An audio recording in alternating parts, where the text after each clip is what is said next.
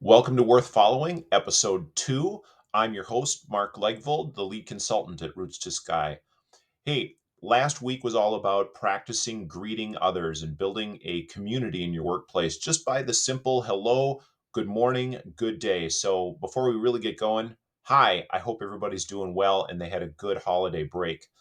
This episode is all about you. Remember, this is just 5 minutes of mentoring on the soft skills, people skills, interpersonal skills that we all need to practice and get better at, whether it's at work, at home with our family, or in our community.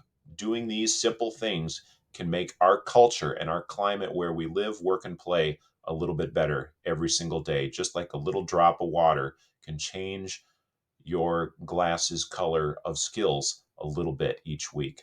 So today's episode is about you and the impact you can have when you work on growing yourself. After all, there's really three basic areas of leadership: leading yourself, leading others, and then leading big organizations.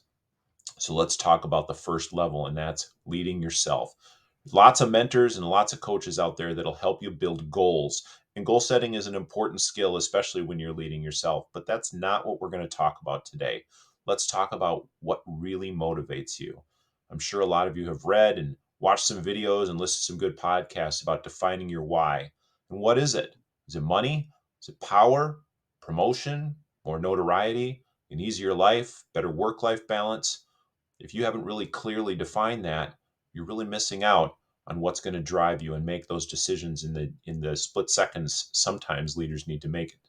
So I think learning from someone in history is really important. So let's talk about someone named Clarissa. She was born in Massachusetts, an extraordinarily shy and quiet girl, but she was also extraordinarily empathetic and had a high capability when it came to learning to read and write. In fact, she started school at age 4, and eventually she worked her way into becoming a school teacher, which helped her to overcome her shyness. And eventually she worked as a clerk in the patent office. She held all kinds of jobs. And when war broke out in our country, she risked her own life to help soldiers in need. And that really tugged at her heart. And she found her why through that. She kept on working after the war to help find missing soldiers and return their remains to their loved ones.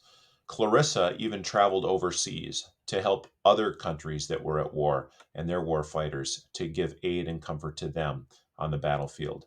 At age 60, she leveraged all of the skills that she learned on the battlefield, in the classroom, and even nursing at home to found the American Red Cross, which continues to aid those impacted by humanitarian emergencies, disaster, and even provides education to those with a heart for service. She was a leader in her own right, and she worked hard for women's rights, including the right to vote and equal pay. Clara Barton, founded the Red Cross. What can we learn from her? Well, she was a leader whose motivations weren't money or power or promotion or notoriety. She certainly wasn't looking for an easier life. Her motivation was equality, justice, compassion, and helping others. Remember, what you can do as a leader really needs to come from what's in your heart. Last week I said how we lead is determined by who we are.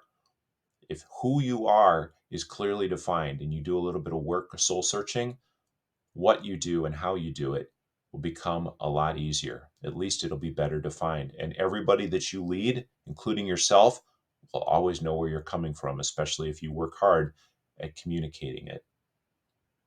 Over the next week, a lot of you are going to have a couple extra days over the new year, a couple days off.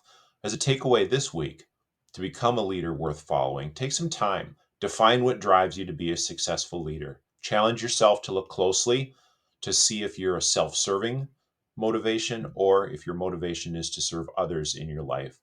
And if you're already leading others, take some time. Send them a quick note over the long weekend and just thank them for the work that they've done this past year.